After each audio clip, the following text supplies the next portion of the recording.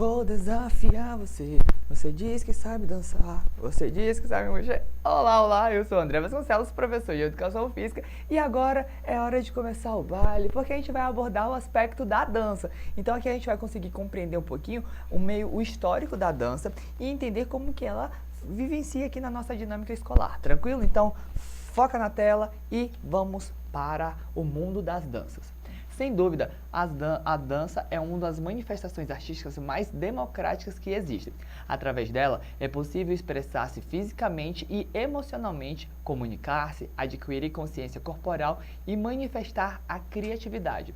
Todas essas possibilidades fazem com que exista uma enorme relação entre a dança e a formação social. Então vejam que a dança ela é muito mais ampla do que simples dois para lá, dois para cá ou aquela dancinha de TikTok. O que a gente tem que entender aqui é que a dança, ela além de ser um fator de identidade, né, a parte cultural ali, toda a dinâmica, tem essa manifestação da criatividade e um aspecto muito importante que é o lado emocional. É claro que o atributo corporal em que a gente faz toda a interpretação, isso tudo está relacionado à dança. O aspecto cultural ele é fundamental porque ele vai fazer a identificação daquele tipo de dança, de que tipo de performance está acontecendo, mas de forma geral, o aspecto social que a dança propicia, ela é crucial para o nosso desenvolvimento. A dança ela é bem pretérita, bem antiga, a gente vai já abordar aqui o contexto histórico, mas todo o contexto de expressão corporal, ritmada ou não, em que de alguma forma a cultura, ou seja, os conhecimentos que a gente vai obtendo, vão ter essa correlação com o desenvolvimento da dança, tranquilo? Então aqui só para a gente conceituar rapidamente a dança, ó, construção da identidade cultural, né, tem essa função social, porque ela acaba identificando um determinado grupo. Por exemplo, quando a gente pensa em brasileiro, a gente já pensa num samba.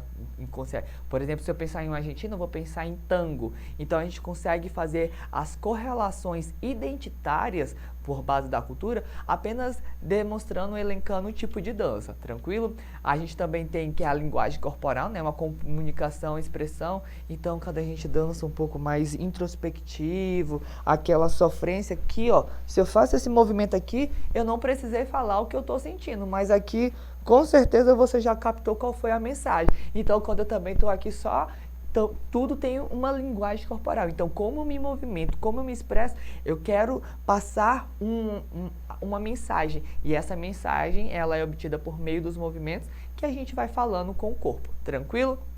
A gente também tem um aspecto técnico, né, que são os tipos e a métrica, que é aquele 1, 2, 1, 2, 1, 2, 1, 2, 1, 2. Então, toda essa métrica da contagem, do tempo, da música, do ritmo, ele vai influenciar na métrica do desenvolvimento da dança, assim como reflexões que a gente consegue obter por meio da dança, tanto do limite, da expressão e desse aspecto de liberdade, porque a dança é essa parte um pouco mais expressiva, em que a gente consegue, por meio dos movimentos, ser livre e expressar o sentimento, tranquilo? Então vejam que a dança, ela é muito ampla e muito intensa, ela é muito visceral, ela é muito expressiva, é isso que vocês precisam captar de mensagem, tranquilo? E aqui a gente já contextualizando, né, o aspecto histórico da dança, ó. Historicamente, a dança passou por diversas transformações e faz parte da vida dos homens desde a pré-história. Seja por seu caráter ritualístico ou diversão, a dança caracteriza-se por movimentos corporais coreografados ou espontâneos e improvisados, quase sempre acompanhados de uma trilha musical que sugere a cadência, a intensidade e a expressividade dos movimentos em questão. Ou seja, a dança é entrega, é vida, é cultura. Então, daqui desse texto que nós podemos destacar o aspecto ritualístico. O que é? Já ouviram provavelmente da dança da chuva. A princípio, quando a gente pensa na dança da chuva, a gente pensa, eu vou dançar para chover. Mas muito pelo contrário, às vezes era um ritual de agradecimento, em que a gente dança por ter chovido. Então a dança da chuva não é porque é para chover, às vezes podia ser porque choveu. Então, entendo que os rituais são estruturas que são desenvolvidas com alguma mensagem, com algum significado, com algum objetivo. Seja agradecimento, seja oferenda, seja súplica. Então, aquele ritual em que a gente utiliza o nosso corpo para expressar. A gente deixou ali bem claro que tinha os elementos tanto coreografados, que é aquele de tipo todo mundo faz o mesmo movimento, ou uma coisa um pouco mais espontânea, extravasa e libera. Quando a gente dança, a gente não pensa. Então, a depender de como a gente vai desenvolvendo aquele atributo, a gente consegue ir expressando por meio do corpo os movimentos da dança e juntamente com a intensidade, a cadensidade e a expressividade,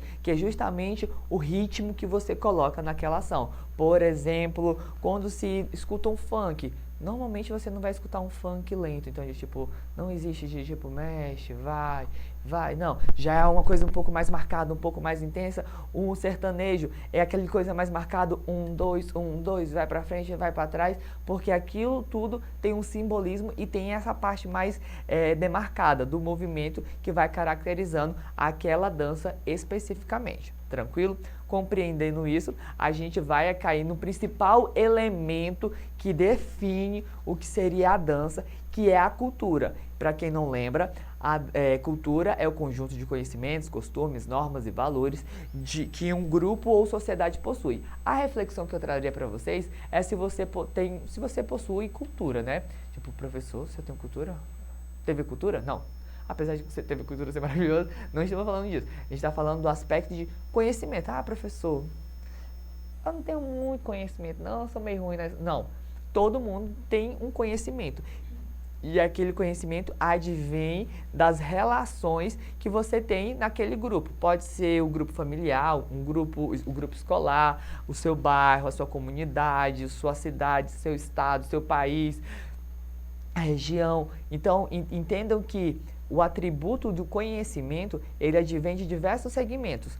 E é claro que você vai ter minimamente algum saber relacionado àquelas ações. Por exemplo, o Bumba Meu Boi é um atributo cultural de uma determinada região por base naquilo em que eles vivenciaram. Então, são costumes que vão passando de geração em geração, em que determinada prática, determinada ação deve ser replicada a fim de passar determinada mensagem. Então, a cultura nada mais é do que esse conhecimento que advém desse grupo e que vai fazer algum direcionamento. Importante destacar que a cultura ela não pode ser impositiva. Por exemplo, eu sou brasileiro, mas isso não significa que culturalmente eu sou obrigado a saber sambar. Não é porque a minha identidade cultural tem ali uma correlação com o samba que eu, por ser brasileiro, sou obrigado a saber sambar. Aquilo é apenas um direcionamento, é uma identificação, mas não uma definição, ela não é determinista, tranquilo? Não pode ser, a princípio. A cultura é para ser uma expressão de saber, de conhecimento, em que a gente vai construindo a cultura, tranquilo? Então, o elemento da dança é justamente isso. Antigamente não existia TikTok. Então as pessoas não dançavam, elas não sabiam a coreografia? Claro que sim, só que a forma desse conhecimento ser passado era diferente. Hoje a gente vê um videozinho, a gente já pega aquele movimento, eu só sei esse, de bate aqui, gira aqui e joga pra cá.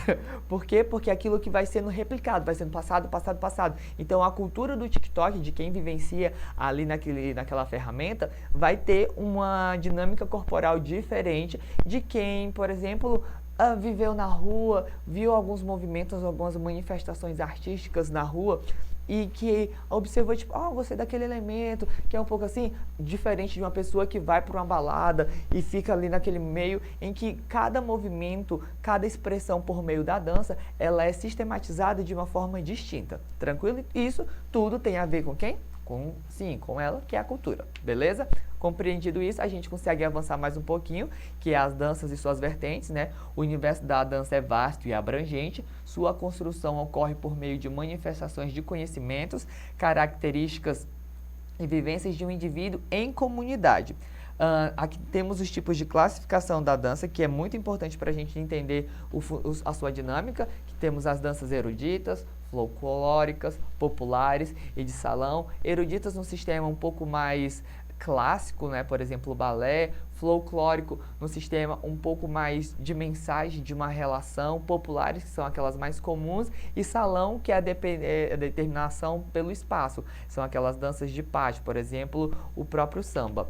Aqui a gente tem a dança popular, que é a que a gente acaba, de alguma forma, vivenciando um pouco mais, justamente por esse seu cunho mais corriqueiro, né? Danças populares são danças inerentes à cultura popular, aos diferentes povos. Isto é, cada cultura desenvolve um aparato sistêmico que caracteriza de acordo com suas influências de vida passadas, de geração em geração. O pulo do gato aqui é entender que a dança folclórica é popular, mas a dança popular nem sempre é folclórica. Por quê? O que eu quero dizer aqui? Que a gente tem o desenvolvimento da dança popular naquilo que é comum. A dança folclórica, ela em determinado momento pode ser comum, mas nem toda dança popular vai ser folclórica, porque às vezes a folclórica tem um caráter um pouco mais ritualístico, tem uma mensagem, tem um cunho um pouco mais específico daquela prática que é desenvolvida em detrimento de memória, tranquilo? Aqui nós temos um atributo muito importante para a gente destacar, que são os elementos da dança, que é tanto o movimento corporal, translação e rotações, são as dinâmicas, o movimento que acontece, a passagem, a mecânica do movimento. Temos o espaço, que refere-se ao trajeto do corpo, do início ao fim. Esses podem ser divididos em direções e dimensões, os níveis e extensões. Temos o tempo, que é o elemento os elementos de tempo formam um compasso musical que pode ser lento, moderado ou rápido. Aqui é a dinâmica da dança rapidamente. Tanto o movimento, quanto a expressão, quanto o tempo. Então eu posso fazer 1, 2, 3, 4, e isso tudo em eixo e em rotação, tudo fazendo a cadência do movimento, que vai gerar um passo de dança. Tranquilo?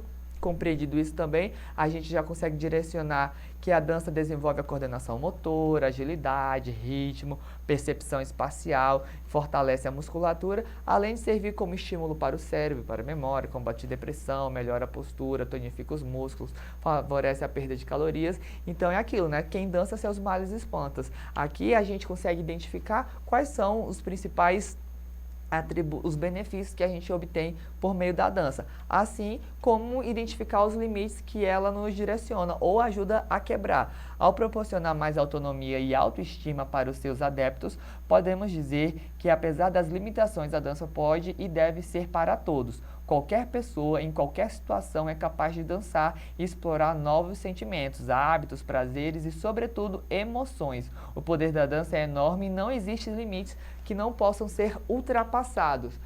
Por exemplo, o professor resume isso daí que ficou um pouco extenso. Rapidamente, balé. Balé, por ser uma dança erudita, tem uma performance e um direcionamento muito tecnicista. Então, normalmente querem que as meninas sejam magras, longilíneas, porque aquele movimento só vai ficar pleno em relacionado àquela estrutura corporal. Não, porque a dança serve justamente para quebrar barreiras, romper com estereótipos, e o corpus, eles se expressam com base no seu próprio corpo. Então, o meu limite sou eu que imponho. Então, se eu disser que não tem limite, não tem barreira, não tem por que eu não poder realizar determinado tipo de prática, porque a expressão é minha. O movimento, por exemplo, pessoas com deficiência. Se ela é cadeirante, por exemplo, ela não vai poder dançar. A expressão daquele movimento, ela vai muito além do movimento de perna. Tem toda uma gesticulação e uma expressão do sentir a música. Compreendido isso, a gente tem aqui algumas barreiras que a gente pode romper e deve, por meio que elas são impostas por dinâmica de preconceito. Se aquilo é meio um mico, eu não sei dançar, eu não tenho idade para isso, eu não posso porque sou da igreja, e dançar é coisa de menina. Tudo isso são paradigmas que a gente precisa romper, são preconceitos com percepção na falta de conhecimento. Então a gente consegue ver que a gente consegue romper as barreiras, porque a dança ela tem esse direcionamento de romper e quebrar os limites, tranquilo? Aqui a gente também tem a abordagem do multiverso cultural, que a gente consegue compreender a diversidade cultural, as inúmeras possibilidades relacionadas à dança, ficando evidente que não existe uma dança, mas um universo de possibilidades em que o ser é a bússola para infinitas descobertas. Como o nosso tempo está acabando, eu vou deixar em aberto para a realização de exercício, mas eu vou deixar uma atividade para você fazer, que é dançar. Então, eu convido você para acessar essa aula, acessa a plataforma Eduque, veja a aula, realiza o exercício lá, mas levanta do sofá e vamos começar a bailar. Então, deixa eu ver se eu consigo. Prepara que agora é hora do show das poderosas. Vejo vocês na próxima aula e é isso. Até mais. Aí, vai lá comigo.